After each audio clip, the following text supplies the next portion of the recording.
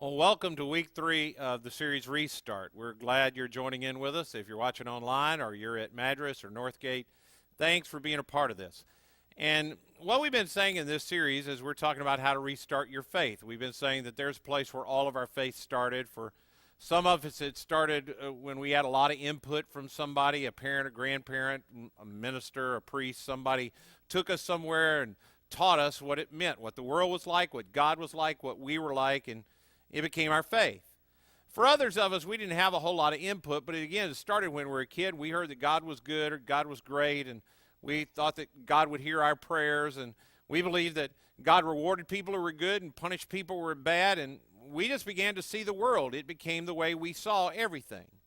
But then for everybody, there comes that point where you have to transition. The point happens when you become an adult, and you begin to notice the world, and the things you thought as a child, they don't necessarily fit in the adult world. And so you have to decide, what do I do with my childhood faith? And for a lot of people, you just sort of put it over to the side. I mean, some of you voluntarily walked away from it and you just didn't think about it again. But for a lot of us, it wasn't that you just stopped believing. It's just that you just sort of put what you had believed over to the side. Then you had the real world, and it just didn't seem that relevant to the way the world worked. But then we've been saying for this whole series, what would it be like if all of us as adults, we had an adult starting place for our faith? What if we all just wiped the slate clean and we said, what would be in a place that an adult could restart their faith? And what we've been doing since we started 2 weeks ago is we've been building, which means if you haven't seen the first couple of weeks, if you haven't joined in with us for those, you need to go to the website, our church website, and you can get all of these videos for free, and you can catch up to where we are, because believe it or not, these all do really fit together, and we're trying to find a place where we can build to restart our faith as an adult. And today what I want to do is I want to take you to the place where faith actually started, where Christian faith got started. Now, in fact, the account that I'm going to show you is not just the place that Christianity counts as a starting place, but it's also the place where two other major religions started their place. It's where Judaism and Christianity and Islam all find their origin. Now, you may not have known this, but those three major world religions all count the same account that we found in our Bible. It's found in the Quran. We all believe that this is the starting point for each of those faiths. It's the exact same account.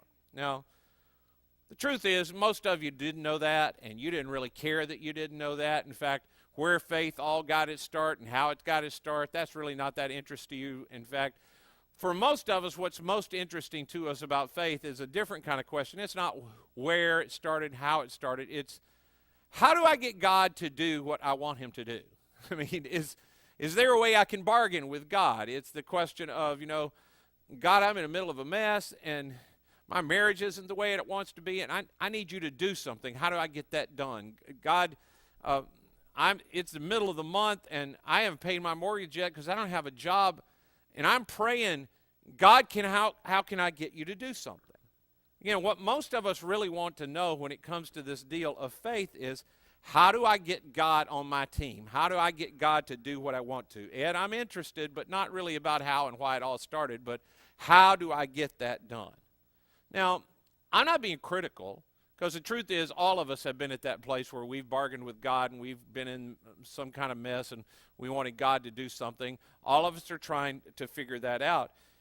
But the truth is, one of the reasons your childhood faith didn't make a lot of sense to you is because that's how you thought faith worked, is getting God to do what you want him to do, and if you could act the right way, he would. And the reason it all crumbled is because that doesn't work. And as long as you're asking the question, how do I get God to do what I want him to do, you're never going to build a foundation for a faith that'll work. You have to start at the same place where faith got its origin. And so that's why today I want to talk about something, and for many of you, this is not going to be new news to very many of you.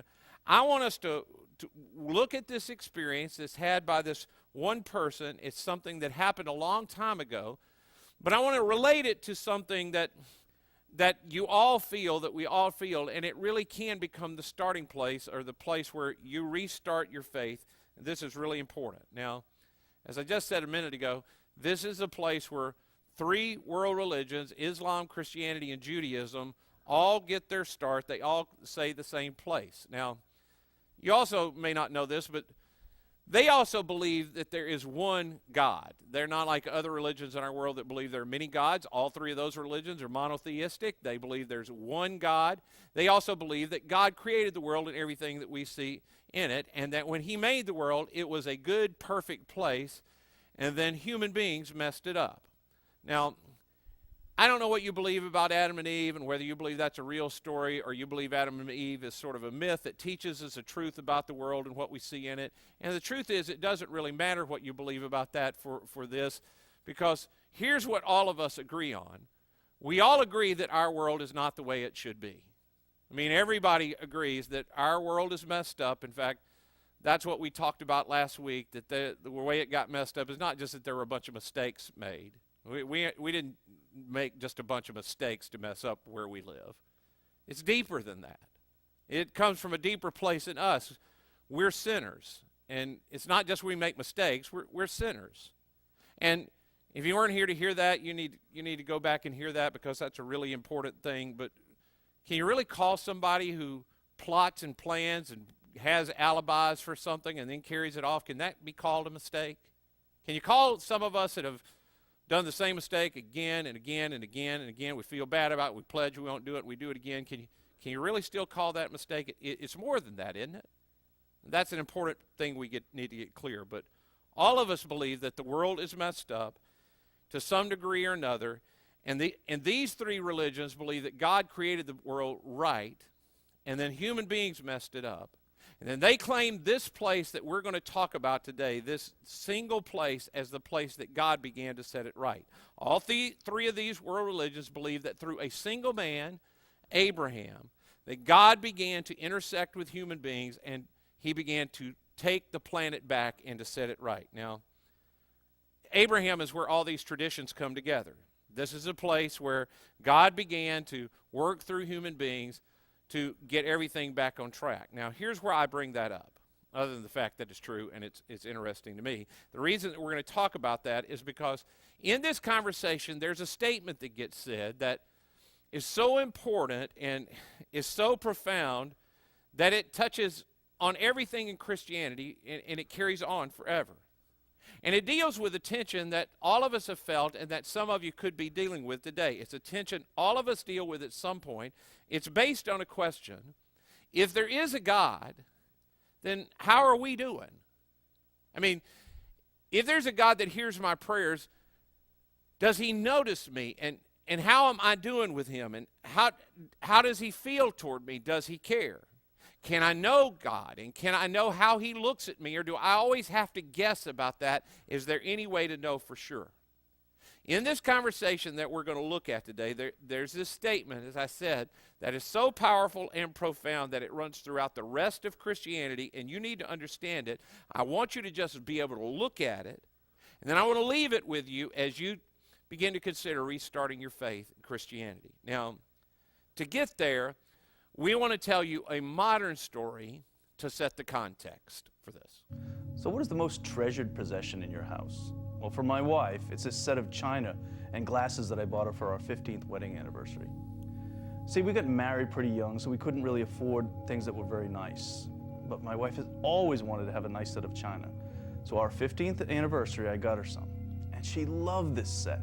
And everyone in the family knew she loved it. And it became a running joke in the family that maybe she loved it more than she loved us. So one day, I'm sitting in our living room, and I hear this gigantic crash come from the kitchen. It sounded like it went on forever. And just like you, I knew what that sound meant, so I jumped up and ran into the kitchen to find my 16-year-old daughter standing in the middle of a sea of glass. In the midst of my shock and panic, I began to assess the situation. I saw the open cabinet and the broken shelves sitting on the counter, and I saw the shards of what was once the glasses I bought to go along with my wife's treasured china collection. I looked at my daughter as she frantically apologized for what she'd done, and I stared at her feet, her shoeless feet. There was no way she was going to make it across that sea of glass barefoot. I could hear her saying, "Dad, I'm so sorry. I don't know what happened." But I wasn't interested. I mean, think about the sentimental value of that broken glass. Well, forget about the sentimental value. Think of the monetary value. It was priceless to us, and she made a mess of them. So you know what? Now she could get herself out of all that mess. Now, the truth is that some of you feel that God is like that dad. Somewhere as you started your faith, you got the idea that God was like when you messed up. Okay, look, you messed up. Look at the mess you're in. You created this. You're going to have to get yourself out of this. And once you get yourself out of this, you come to me. But you got yourself into this. You'll get yourself out of this, and then you can come to me. I mean, you carry that idea around you about God. But the truth is, the other thing I know is that none of you think that a father who did that to his daughter would be a good dad. In fact, most of you don't even believe that there's many fathers, if any fathers, that would really do that. In fact, most of you believe that a good dad wouldn't do it, that he would be more compassionate to the accident that his daughter just has, which means that you think that most fathers are more compassionate than God, which means you think they're more godly than God. And that's not true. That's an idea that you've got to change, which means there are other thoughts, that thought, and probably some others about God that just aren't right. So, what would a good dad do? How would he handle that? I mean, you got this huge mess of stuff you really care about. It's the kind of mess that you don't really know how to start. You don't know how to fix it all back. But what you do know is you have a bleeding child, an upset child. Well, I think a good dad would say to his daughter, stay right there. And then he'd probably take his foot and he'd push the biggest piece of glass out of the way, and then he'd push the next biggest piece of glass out of the way, and he'd get to his daughter, and then he'd say, now, why don't you just climb on my back, and I'll carry you out of this mess. And then he'd sit her down, and he'd get a Band-Aid, and he'd stop whatever bleeding had cut her bare feet, and then they'd figure out how to start on this mess, because, of course, you still have the mess. Once you get them out of it, there's still the mess. I mean, have you ever had the kind of mess that, like you're painting and you accidentally kick over the whole paint can?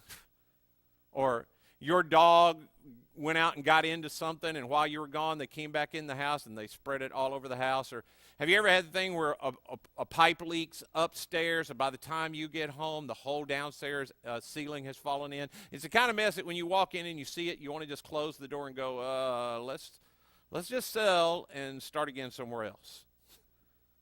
I think that's the context for where this conversation starts, the one we're going to look at today. God's created a world, and it was perfect, and it mattered to him, and human beings have messed it up. And I know that we think it's messed up in our day, but it is really hard for us to imagine how messed it up it was in the ancient world. I mean, truly in the ancient world, it really was survival of the fittest, and if might made right. And if you were strong and you could do it, if you wanted something, you just took it. And if it meant killing somebody else, well, you just killed them. If you just wanted to take their thing, you just were stronger than them. You just went and got it. And everything was about power and being on top, and everybody could do whatever they wanted to do. I mean, that's the kind of world that God wades into. And a compassionate, loving God has a decision to make. How do I wade into that mess and I get this thing back on track? And through this man, Abraham, Christians, Muslims, and Jews all believe that that's the point that God came to humanity, and he chose through this single man to begin to wade into this sea of glass and to get it back on track. Now, I'll just say, I'm not so sure that you or I would have chosen the guy that God chose. Abraham he's not necessarily a good guy. He's certainly not a very righteous guy. In fact, he's got some issues. One that I'll just tell you is, he and his wife at one point, they're traveling with God, and they're down in Egypt at this point. God's led them to Egypt, and they're in Egypt, and the king of Egypt notices Abraham's wife, Sarah, and that she's a beautiful woman. And, of course, in that day, if the king wants something, including another man's wife, he just takes her. So he says to his servants, go get that woman for me. And so the servants come to Abraham and say, is this woman your wife? Now, Abraham knows what it's like. He knows that if he says that it's his wife, then they're just going to kill him and take the woman to the king. But if he says, she's my sister, then they'll be nice to him because they'll want the sister to like the king. So he says, no, she's my sister.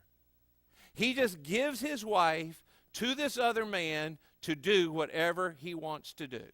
Now, I know some of you have marriages where there are trust issues in your marriage. That marriage has some trust issues in it. And he's the hero of our story.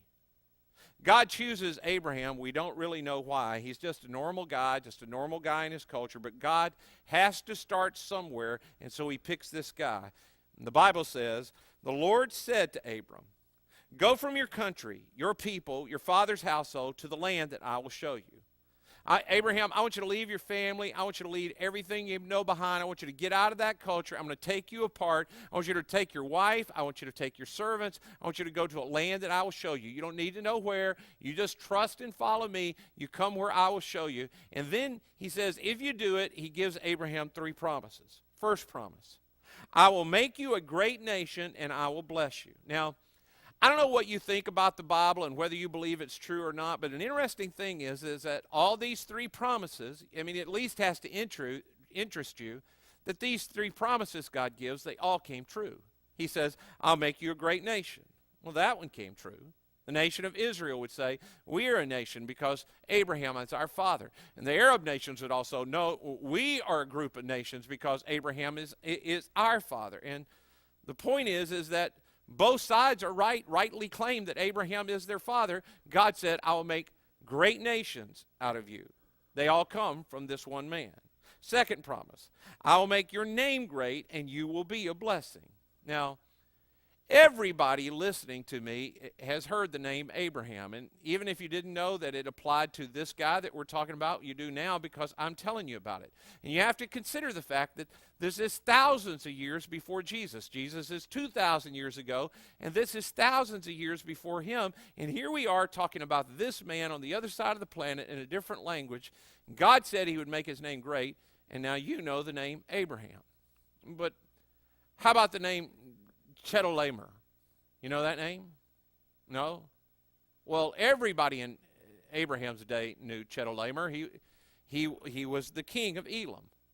And everybody knew his name. He was quite a celebrity. And God comes to this nobody, Abraham, that nobody knows his name. And he says, I'll make your name great.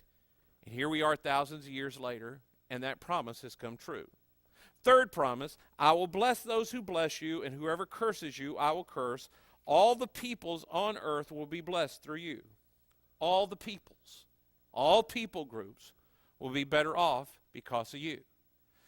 And Muslims would say, well, that's because of us, because many Arabs have made advances in our world and have blessed our world through that. And Jews would say, no, that's clearly us because we've been dispersed among all the nations, not just our own nation, but we've been dispersed everywhere, and all nations have been blessed through us. And, of course, Christians would say, no, that's clearly us because there's so many things that no one had ever known in our world, so many compassionate ministries that no one had ever done until Christianity came about, and that's God blessing through Christianity. And in spite of that, what God is really talking about, Christianity would say, is that he's going to deal with the problems that messed up the world in the first place. He's going to deal with sin through Jesus so all the world could be blessed through Christianity. And God would say, that's the point. It's all peoples. It's solved through all peoples. It's interesting that all people groups would say, Abraham, he's ours. No, he's ours. No, he's ours. God would say, no, he's all peoples. Now, isn't that interesting? I mean, that's interesting history, isn't it? No, not so much, just me? Okay. Well, now comes the personal part. We're going to flip over just a few more chapters, and Abraham, after these promises, is now an old man. And he's been following God. He did leave his home and everything. He followed God to the land that God showed him. And God said, I'm going to make you a great nation. But Abraham didn't have any children when God called him, and he still doesn't have any children. In fact, he realizes now that as he's getting older, that if he dies, he's going to die without an heir. And Eliezer, who is his chief servant, is going to become his heir. And so he begins to complain to God, much like you do when you don't think the things in your life that you thought were going to work out, that you thought were promises that you don't think are going to happen. He begins to complain to God, God, that's not going to go the way that you told me it would go. It's not going to happen. This man is going to be my heir. And the Bible says that God comes to him and says, the word of the Lord came to him. This man will not be your heir, but a son who is your own flesh and blood will be your heir. Don't worry, Abraham. I haven't forgotten you. I haven't forgotten what I told you those years back, that you're going to have an heir, and I'm going to bless you, and all nations are going to be blessed through you. Then he says, it took him outside and said, look up at the sky and count the stars, if indeed you can count them. Then he said to him, so shall your offspring be. Abraham, I know you look around and you say, nation? I don't even have a son, and you have to have a son before you can have a tribe. And then when you have a tribe, then you have a nation. I don't even have a son, but Abraham, you're going to have to trust me. You're going to have to trust me. I'm working on this. And then the next statement in the Bible is the statement. It's the one in this conversation. It's the personal part. And I know that many of you have heard this. In fact, I've taught on this many times. But what's amazing to me is that this statement has survived all the way down to our day. This is an ancient text. But this statement has survived down to our time. And because of this statement, as far as we know, God states the nature of what will happen between an infinite God and finite human beings. It's as though someone asked him that question that you've thought about. God, how can someone as finite and infinite as finite as I am, have a relationship with God, someone as infinite as you are? God, how can you, who's so infinite and knows everything, how can you even notice little insignificant me? And God, how can I ever know, the struggle that all of us deal with, how can I ever know if you and I are okay? And there comes a statement that Abraham makes, that the Bible says is true about Abraham, and it's so simple. In fact, it's so simple that some of us struggle with the fact that it could possibly be this simple and true. It's so simple that it's almost unbelievable. And before I read it to you, I just want you to know this is before there were any rules or no 10 Commandments at this point. There's no Jewish nation at this point. There's no Christianity at this point. Jesus won't come for thousands of years. And then Islam comes hundreds of years after that. There's none of that. Before any of that, this takes place. God tells Abraham, look up. Look at the stars in the sky, and those are an illustration of how your offspring one day will be. And then it records, Abraham believed the Lord, and he, that's God, credited it to him, Abraham, as righteousness. I have no children, and I'm old. You told me that I would be great nations, but I don't even have a child. But you say it's going to be more than the stars in the sky. Okay.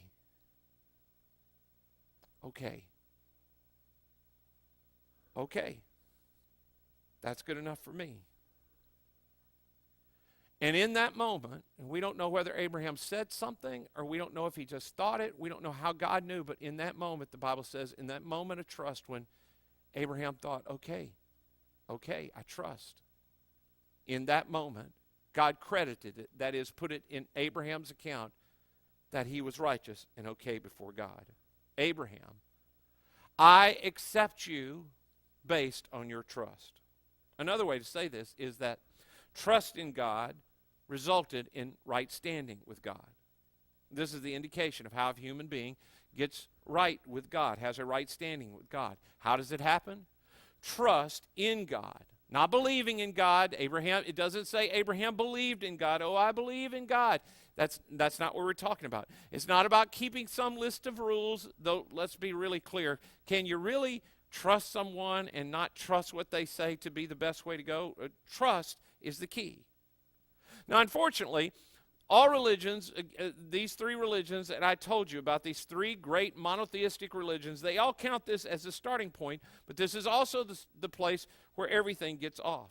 The Jews eventually will get confused, and they'll begin to think that the way they are right with God is because they're God's chosen people, and so they're right with God. They don't get that it has to do with trust. They begin to say, we are children of Abraham, and because we are children of Abraham, because we are Jewish people, we are already right with God. In fact, they quote that to Jesus at one point, and they say, we are descendants of Abraham.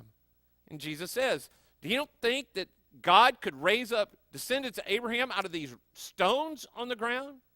the Islamic people will come along and they'll say, yes, it's trusting God, but trusting God is not enough. You have to also believe that the one true prophet is Muhammad, and you have to study the Quran, and you have to do all the works of righteousness. And if at the end of your life your good works have outweighed your bad works, then Allah himself will determine whether you have a right standing with God. And the truth is, this has been the constant debate in Christianity since it first got its start. Christianity, that at its core was trust in Jesus, but even as early as the apostles, we can read in the Bible, they're debating of, can a person just trust in Jesus, or do they have to become a Jew? Can a Gentile just trust in Jesus, or must he follow all the Jewish customs first? And then he goes all the way to the Reformation and to the point of, can I confess only to God, or must I confess to a priest? Do I have to have a priest explain the scripture to me, or can I read the scriptures for myself? Even down to our own day when people think it's trusting God, but there's also certain things that I have to do. I mean, the argument has gone on and on and on. How do you know that I'm approved by God? How do I know that I'm okay? Can you know? Is it birth? Is it something I believe? Is it something that I have to do? Are there things that I just muscle up and have to believe and get done no matter what? When in fact, when you go back to the place where it all got its beginning, where these three religions all claim as their origin, God's call to Abraham. When you go to that place, God provides the answer. Abraham believed God. He didn't believe in God. He believed God. He trusted God, and it was counted to him as righteous. It's so hard, apparently, for us to believe that God would make the standard for all people that simple, that he would set the bar seemingly so low. God, who sees all the mess that's gone on in our world, and all the mess that we've created, all the mess that's of our own making, all the disobedience that complicates our own life, all the consequences of our own disobedience that have led to where we are, regardless of what happened to us children, regardless of what your parents got wrong, regardless of what your spouse has done, regardless of what other people have done to you. Most of us at some point in our life wind up in a mess that we made out of choices that we wound up with on our own. And when you're sitting in a mess that you know you made, there's something in us that thinks, I can't call out to God while I'm in the middle of this mess. I have to make it better. I have to fix this myself. I have to get out of this on my own, and then I can come to God. Because if I go to him now, he's just going to expect me to get it right. Yet at the same time, God says the way you get into a relationship with me and stay in a relationship with me is the same from the very first time I started with human beings. It's trust. Will you do what Abraham did? That is, as hard as it is for me to believe, as hard as it is for me to think that it could be this simple, as hard as it is, I can't see it happening around me. If I look at the circumstances of my life, I can't even see a son, but you said this would happen, so I trust. I trust that you will do what you say you will do. So here's the question for today. What if the place to restart your faith is the same place where faith got its start? Trust in God. What if the place that you have to restart your faith, what if the way that God started to work out the mess that human beings have made at the world, what if the place that he starts with this one man? And God says, I'm going to connect with him, and I'm going to connect in a personal way, and the way what I am going to require of him is simple, that he trust me. Now, I know that sounds too good to be true to some of you, and it's hard to believe that God could be that loving and that kind, that he would come to us in a mess of our own making, and his requirement to us would be that low. I think it's hard to believe because that's just not the way we've seen the real world work. I mean, it didn't work for you that way in school. People didn't come to you just on the basis, they expected you to do something, and that's how you got placed in good places. Certainly hadn't happened for you that way at work. People are supposed to judge you on what you do, and you think that's the way it ought to be, and certainly that's the way God is.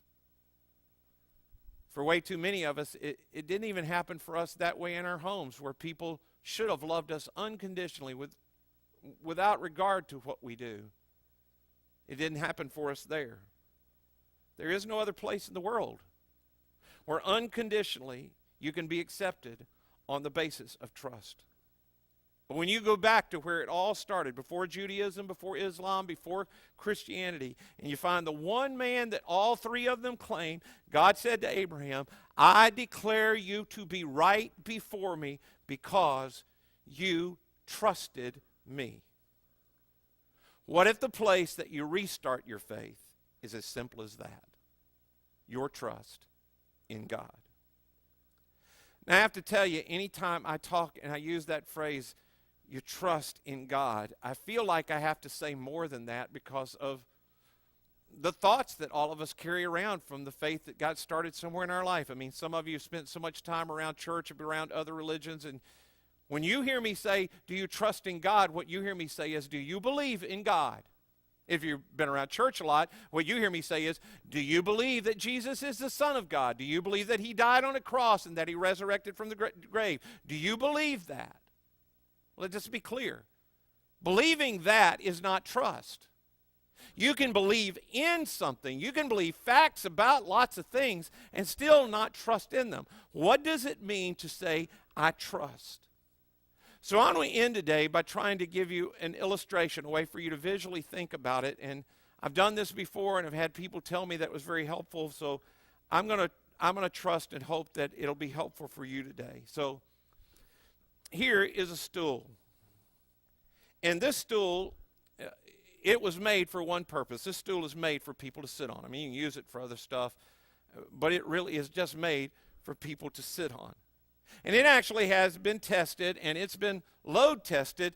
This has a load rating of this stool will hold someone up to 250 pounds. Now, that's the truth. It was made by a good manufacturer. That's the load testing. I believe they test it because they don't want to be sued. I believe that. I believe that that's true about this stool. Question, do I trust that stool? Well, the truth is, you don't know whether I trust it or not. What you know is I believe some facts about the stool. How about now? Do I trust this stool? I mean, I sort of put a little weight on it.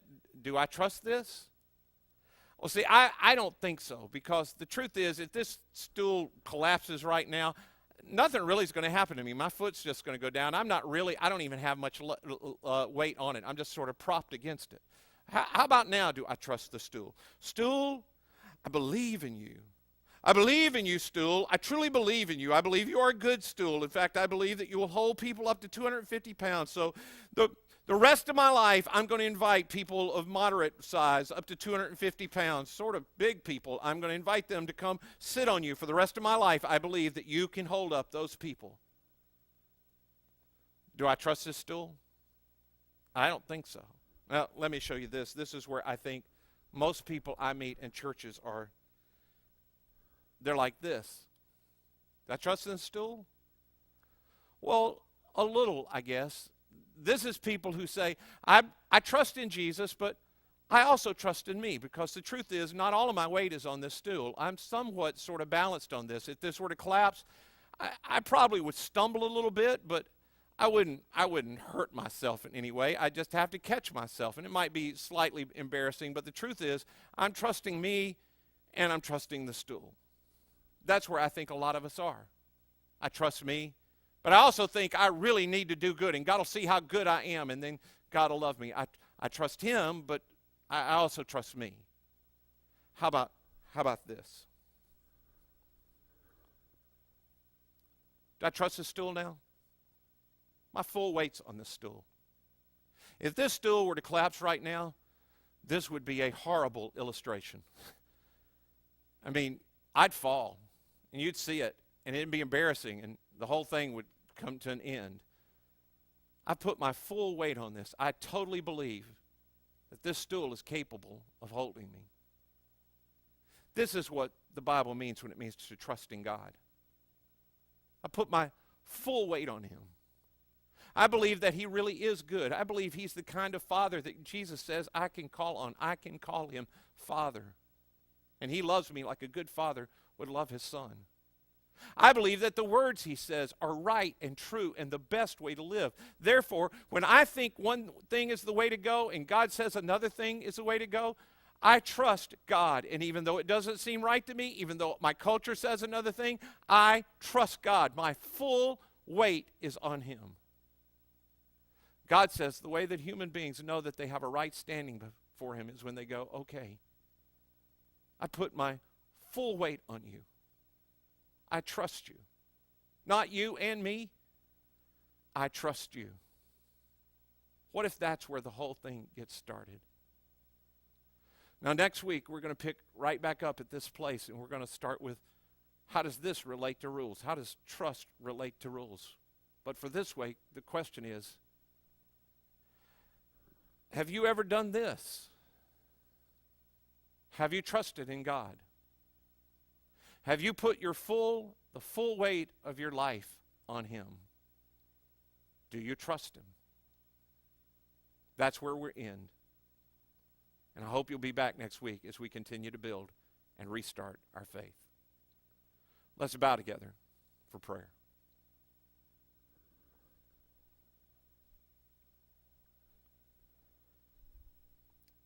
Now, Father in heaven, I thank you for Jesus, who allows us to know you, that makes a way for us to come and to be with you. And I'm so thankful that you have made your way to know us so simple on our end that we just have to trust. Not believe in, but trust you. I pray now for people who are trying to figure this out and to push the restart button on their faith or to start it for the first time, that you would make this the front burner issue of their life of who is Jesus, and am I willing to trust him, to put my trust in him. Thank you for his love for us, that he's made you known to us. In his name I pray. Amen.